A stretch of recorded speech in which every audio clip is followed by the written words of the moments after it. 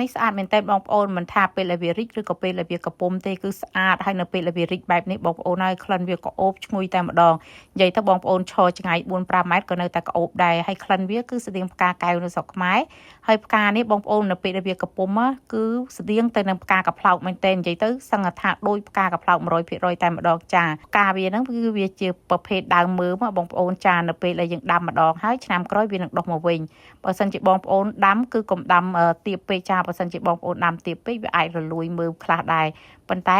បើសិនជាយើងដាំនៅលើដីរៀងទួលបន្តិចបងប្អូនចាវាដុះមកវិញរាល់ឆ្នាំអត់រលួយមើមទេនិយាយទៅករណីខ្លះវាអាចរលួយដែរដោយសារតែខ្ញុំ